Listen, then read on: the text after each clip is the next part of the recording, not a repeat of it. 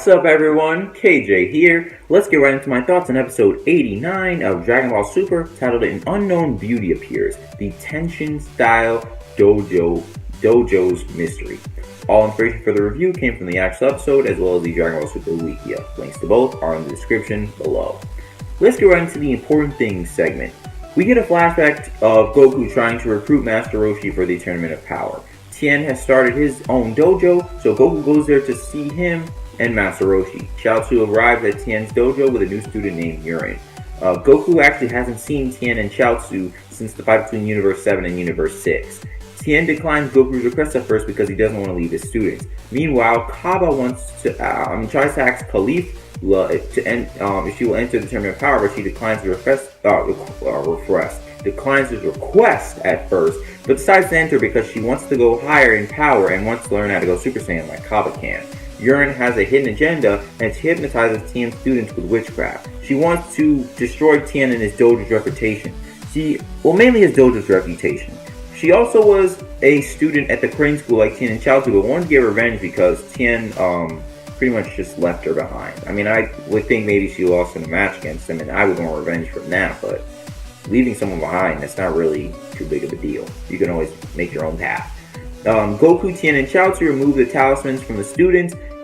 Urien and Roshi fight, but Urien is able to hypnotize Roshi because of his pervertedness. As you already know, whenever he sees panties or any special body parts of women like butts or boobs, he'll go crazy. Steam will start coming out of his nose or mouth. He may get a nosebleed every now and then, most likely not, mainly steam. And yeah, you know how that goes. I mean, if you're a Dragon Ball Z watcher, you know Roshi. So they hypnotize Roshi and Tien fight, but Tien loses, so Goku decides to fight Roshi instead. Eventually, Goku defeats Roshi and Urien.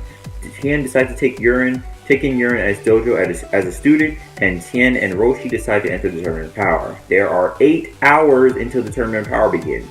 That concludes this important things segment. Alright, let me just go down.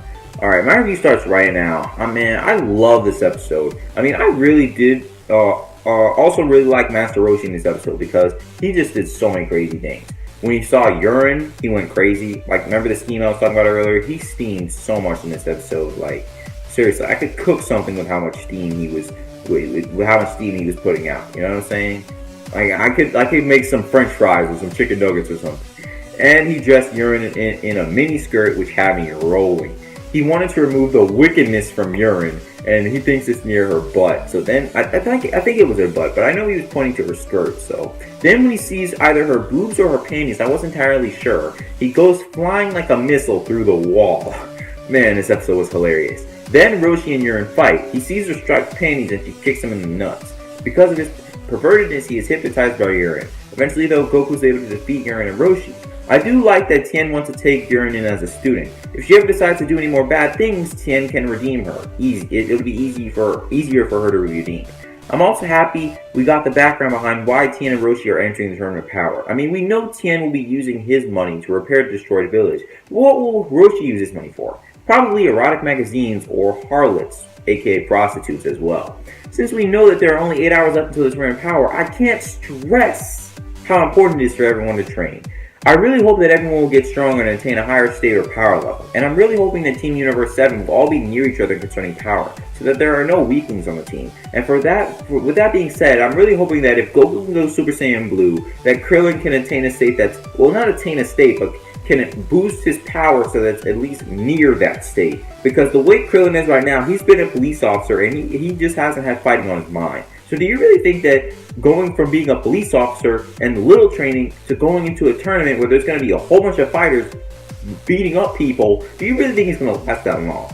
Being honest, like, Krillin's one of the weakest characters on the Z Fighters. Do you really think he's going to last that long if he doesn't train? Like, come on, being honest. I don't care if they're the protagonist. I don't care about all that stuff. Like, being honest. Power, I'm talking about power. Do you think it's going to last that long if people gang up on it and everyone else is busy, or even if people try to help him? How long do you think this Team Universe 7 is going to last if they don't train? Probably not long. They're one of the weakest universes. And you may be shocked at that because you're like, Goku can go Super Saiyan Blue, Vegeta can go Super Saiyan Blue. These guys are so powerful, it's like godly states. Well, apparently it's not, because there's so many other universes that are more powerful than them. But anyway, I'm done rambling. Let's continue with this review.